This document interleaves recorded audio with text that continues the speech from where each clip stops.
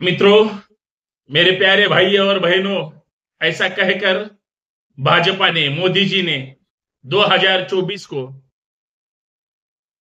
जो को भी नारा दे दिया, मोदी है तो मुमकिन है। क्या मुमकिन है? मोदी है तो क्या मुमकिन होगा? ये कभी समझ में आ गया किसी के?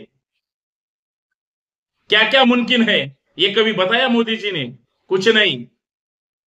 झूठे शब्दों की गारंटी दे दी। आप सभी लोग उनके पीछे भागने लगे। जरा ठहरो। मोदी है तो मुमकिन है जो नारा दे दिया वो नारा यही था। मोदी है तो मुमकिन है यही नारा है। देश के संविधान की छेड़छाड़, राष्ट्रीय ध्वज से छेड़छाड़, भारतीय प्रतीकों की छेड़छाड़, न्यायिक प्रक्रिया से छेड़छाड़, चुनाव आयोग से छेड़छाड़, आरबीआई से छेड़छाड़, सीबीआई से छेड़छाड़,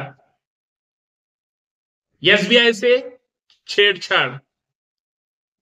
इतना ही नहीं, रक्षा सौदों के फाइल से छेड़छाड़। आपने सुना ही होगा।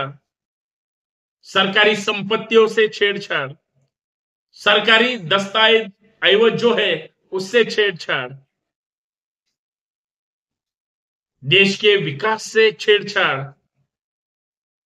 विकास के आंकड़ों से छेड़छाड़, गरीबों के आंकड़ों से छेड़छाड़, महंगाई के आंकड़ों से छेड़छाड़, बेरोजगारों के आंकड़ों से छेड़छाड़, सरकारी नौकरियों से छेड़छाड़, एससी एसटी आरक्षण से छेड़छाड़, एससी एसटी भर्तियों से छेड़छाड़, एससी एसटी जातियों से छेड़छाड़, एससी एसटी के नौकरियों से छेड़छाड़, एससी एसटी की भर्ती जो थी उस रोस्टर से छेड़छाड़। मोदी है तो क्या मुमकिन है आपको पता है? मोदी है तो मुमकिन है। क्या मुमकिन है तो सुनो। एससी एसटी के पदोन्नति से और उनके रोस्टर से छेड़छाड़। और इतना ही नहीं, आरक्षण से ही छेड़छाड़। मराठा आरक्षण से छेड़छाड़, धनगर आरक्षण से छेड़छाड़, ओबीसी आरक्षण रद्द कर दिया, उससे छेड़छाड़। इतना ही नहीं, आप सभी जानते हो, एससी एसटी कानून से भी छेड़छाड़, एससी एसटी छात्रवृत्ति से भी छेड़छाड़, एससी एसटी के मेडिकल प्रवेशों से भी छेड़छाड़। आप कहेंगे ये कब किया मोदी जी ने?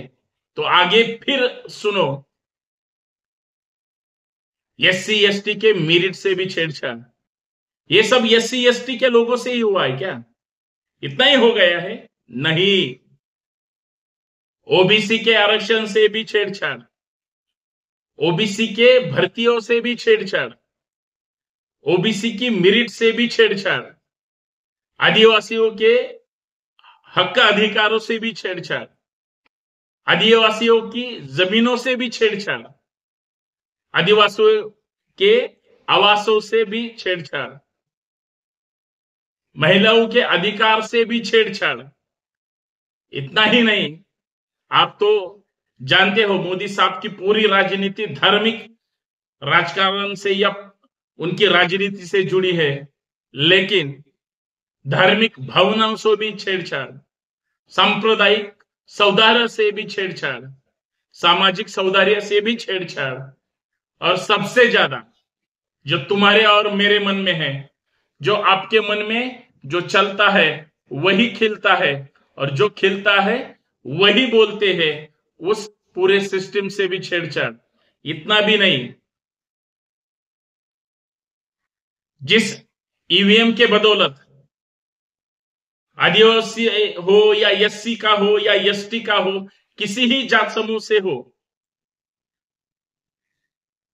इस देश के संविधान से भी छेड़छाड़ करने की चाहत मोदी और उनके भाजपा सरकार ने रखी है। संविधान बदलने की बातें करते हैं। संविधान के जो प्रियम्बल है, धर्मनिरपेक्ष सेक्युलर शब्द बदल दिया, अभी धर्मनिरपेक्ष के जगह पंथ निरपेक्ष एक शब्द डाल दे दिया।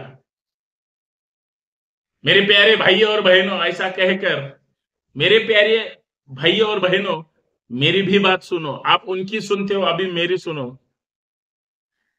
बाकी आप सब समझदार है, आपको सब समझता है। मोदी है तो छेड़छाड़ भी है, मोदी है तो अभी छोटे स्तर पर 2014 से 24 तक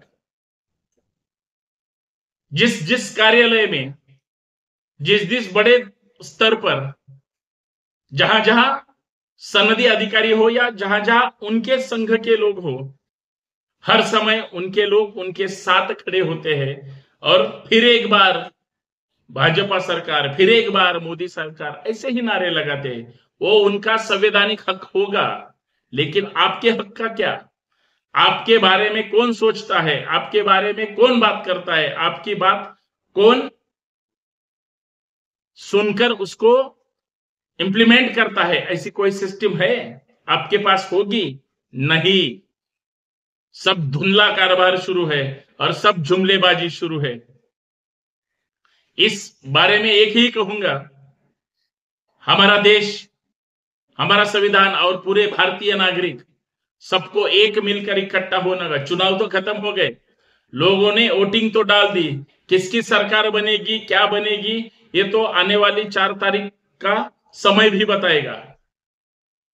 लेकिन संविधान बचाने के लिए, इस देश को बचाने के लिए, इस देश की मूल विचारधाराओं को बचाने के लिए आप सबको, हम सबको, हमें इकट्ठा होना होगा। आज नहीं, एक हो गए।